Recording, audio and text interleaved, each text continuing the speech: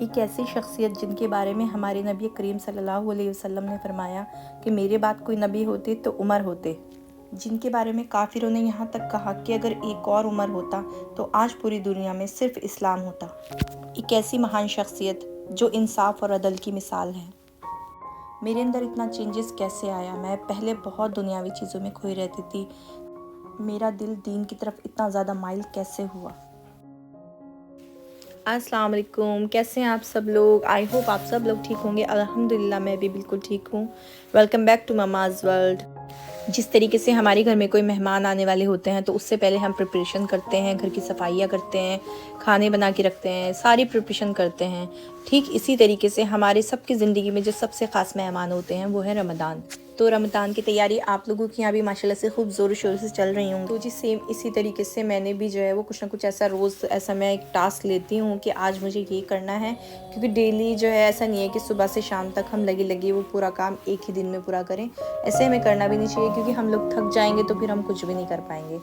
میں بہت زیادہ برڈن نہیں ڈالتی ہوں خود کے اوپر، دھیرے دھیرے کام کرتی ہوں، جیسے آج مجھے یہ والا ٹاسک میں نے لیا، یہ کرنا ہے، کل یہ کرنا ہے، تو اس طریقے سے جو ہے نا ہمیں زیادہ برڈن نہیں پڑتا ہے کسی کام کو کرنے کا۔ تو اسی طریقے سے میں نے اپنی پوری رمضان کی جو ہے وہ جو مجھے پہننے ہیں ڈیلی رمضان میں، تو ان کو پریس کر کے ہینگ کیے ہیں اپنے کپڑے سمر کے، تاکہ جو ہے وہ ڈیلی مجھے اس میں ٹائم ویسٹ نہ کرنا پڑے کہ کیا پہننا ہے اور اس پہ پھر پریس بھی کرنی ہے۔ ایٹ لیسٹ یہ والا میرا ٹائم سیو ہوگا۔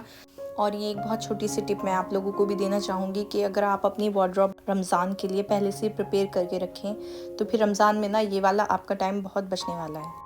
اور اس کے بعد مجھے کرنی ہے واش روم کی ڈیپ کلیننگ۔ آج میں نے یہ 2 ٹاسک لیے ہیں، ایک اپنا وارڈروب سیٹ کرنا اور واش روم کی ڈیپ کلیننگ۔ یہاں پہ میں نے کچھ چیزیں آن لائن آرڈر کی تھی تو یہ وہی میں اوپن کر رہی ہوں جلدی جلدی۔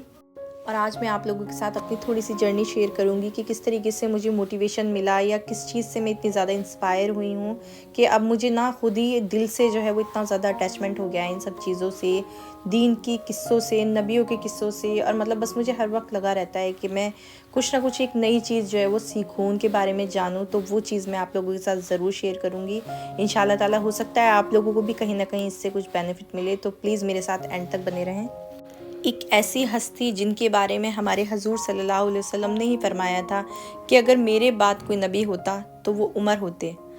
تو آج ہم بات کر رہے ہیں حضرت عمر بن خطاب کی، جو امت مسلمہ کے امیر المومنین ہونے کے ساتھ ساتھ انصاف پرست اور حق پر چلنے والی شخصیت تھے، جن کے بارے میں ہم جتنا کہیں وہ کم ہے۔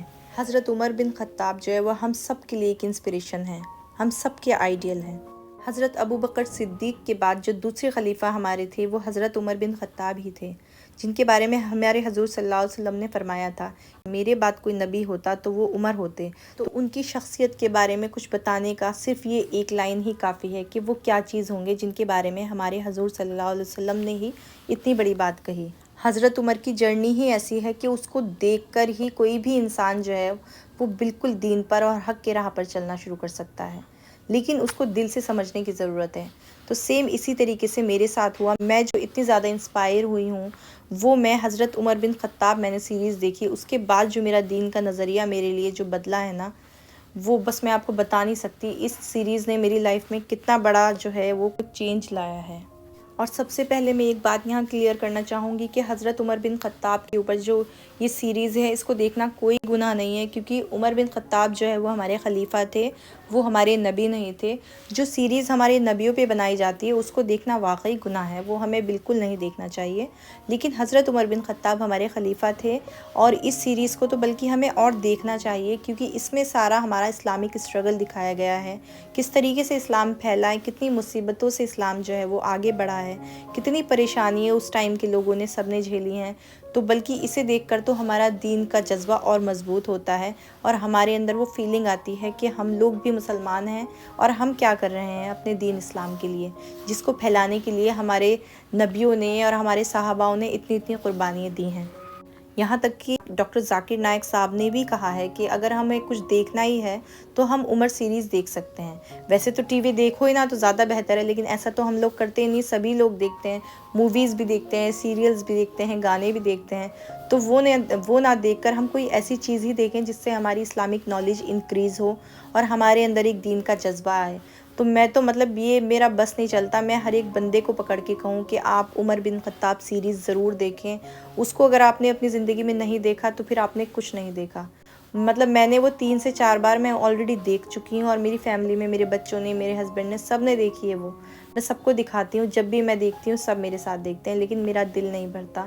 وہ واقعی اتنی زبردست سیریز ہے نا، مطلب ہم اسی ٹائم میں پہنچ جاتے ہیں، حضور کے زمانے میں ہم لوگ پہنچ جاتے ہیں، اور ہمیں ایک ایک چیز کا احساس ہوتا ہے کہ کس طریقے سے جو ہے وہ ہمارا دین اسلام پھیلا ہے، کتنی مصیبتوں سے، کتنی تکلیفوں کے ساتھ جو ہے اسلام کو آج یہاں پہنچایا ہے ان لوگوں نے، اور ہم لوگ کیا کر رہے ہیں اپنے دین کے لیے۔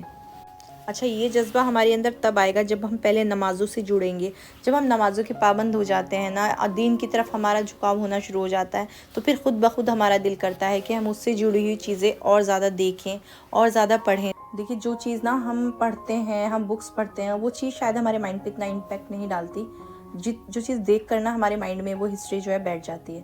تو اگر آپ اسلامک ہسٹری کے بارے میں جاننا چاہتے ہیں تو میں آپ کو یہی سجیسٹ کروں گی کہ جو عمر بن خطاب سیریز وہ آپ کے لیے بیسٹ ہے، تو اس کو ضرور دیکھیں۔ مجھے تو وہ دیکھ کر مطلب بہت زیادہ میں انسپائر ہوئی ہوں، اور میں یہ بھی نہیں کہہ رہی ہوں کہ میں بالکل جو ہے بہت ہی نیک ہو گئی ہوں، یا میں پہلے میں صرف دنیاوی چیزوں میں الجھی رہتی تھی، اب دین اور دنیا دونوں کو ساتھ لے کر چلنے کا میرے اندر جو جذبہ آیا ہے نا، تو وہ نا اس سیریز کو دیکھنے کے بعد بہت زیادہ میرے اندر جو ہے وہ چینجز آئے۔ حضرت عمر کی پوری لائف ہی جو ہے وہ ہم سب کے لیے انسپریشن ہے۔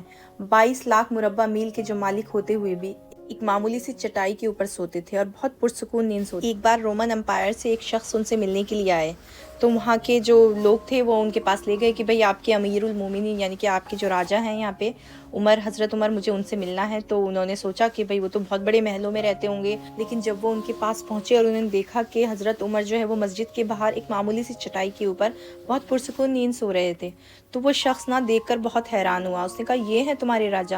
مطلب آپ اتنے بڑے 22 لاکھ مربع میل کے مالک ہو کر، اتنے بڑے راجہ ہو کر، آپ اس چٹائی پر کیسے اتنی پرسکون نیند سو سکتے ہیں؟ جبکہ ہمارے راجہ جو ہیں وہ بڑے بڑے محلوں میں بھی اتنی پرسکون نیند نہیں سو پاتے۔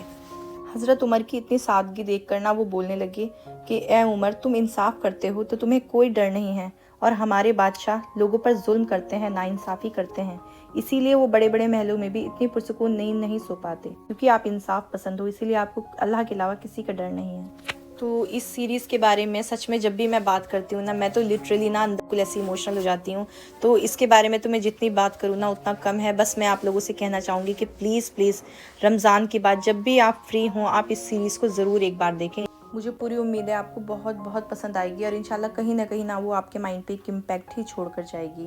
تو آئی ہوپ آپ کو ویڈیو پسند آئی ہوگی۔ اگر پسند آئی ہو تو پلیز زیادہ سے زیادہ شیئر کریں، لائک کریں، کمنٹ کر کے مجھے بتائیں ویڈیو کیسی لگی، اور خوش رہیں اور اپنا خیال رکھیں۔ ملتی ہوں آپ سے نیکسٹ ویڈیو میں۔ اللہ حافظ۔